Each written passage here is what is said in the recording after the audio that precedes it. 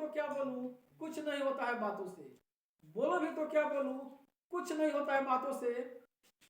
अब मंजिल को पाने के लिए दोस्तों लड़ना पड़ता है रातों रातों से।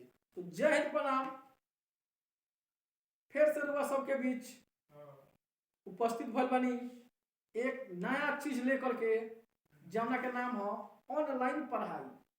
आजकल देखिए ऑनलाइन पढ़ाई कैसे होता। आजकल ऑनलाइन के जमाना आ गई बा, सब लोग ऑनलाइन के में पूरा, कोई कहीं नहीं जाएगा चाहत, हर एक चीज चाहता कि घर ही मंगा ली। लड़का लोग भी चाहता कि जो भी ऑनलाइन के पढ़ाई बा ओरा घर ही हम पढ़ी, कहीं जाई हुई ना। तो बस यही में दो चार शब्द से हम कहे के चाहें। और कोनो त्रुटि आई तो कमेंट में रुआ जरूर बताएं कि अगला वीडियो में सुधार कर जाओ। अब वीडियो जो अच्छा लगी तो कमेंट जरूर करें।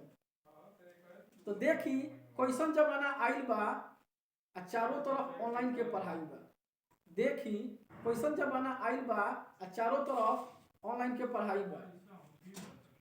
न कॉपी न किताब, न कॉपी न किताब, फिर भी सबके चेहरा पर स्माइल बा। अरे भैया ये तो ऑनलाइन के पढ़ाई बा। मास्टर जी भी ऑनलाइन बारन, मास्टर जी भी ऑनलाइन बारन, तो लड़का भी बिजी बा। सरकारों कहता ऑनलाइन के पढ़ाई इजी बा। लोग बताई यह तो ऑनलाइन के पढ़ाई बा। दिन भर टुकुर टुकुर देखत बारन, भले ना कुछ बुझाइल बा। माई बाबू से कहलन देखी कितना अच्छा वीडियो आइल बा। आजकल के सिखाई मोबाइल में ही आइल बा। यह तो ऑनलाइन के पढ़ाई बा।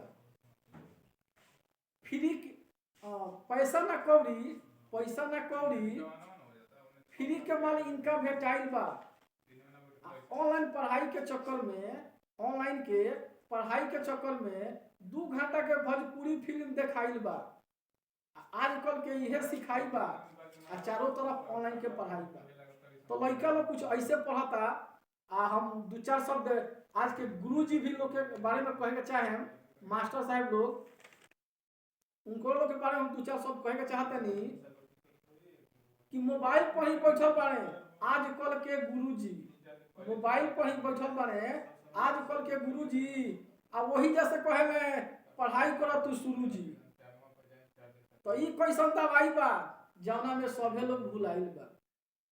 मोबाइल पर थोड़ा थोड़ा ही पढ़ाई हम, मास्टर जी मोबाइल पर थोड़ा थोड़ा ही पढ़ाई हम, नहीं तो बच्चा मोबाइल बंद करके भाग जाई हम।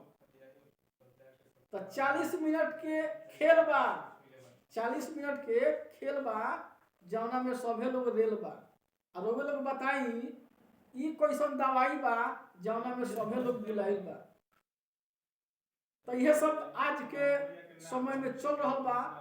और शिक्षक जो टीचर बानी लोग यह सब चलता, आ स्टूडेंट भी बा लोग यह करता। तो बस यह 2 4 शब्द हमरा कहे कर रख। बाकी अगर ये वीडियो में कोई त्रुटि होता हमरा से तो वो लोग कमेंट में जरूर बताएं, जब कि अगला वीडियो में हम सुधार करें। बाकी वीडियो देखे ला लोग बहुत बहुत धन्यवाद। जय बिहार, जय भोजपुरी, वंदे मातरम।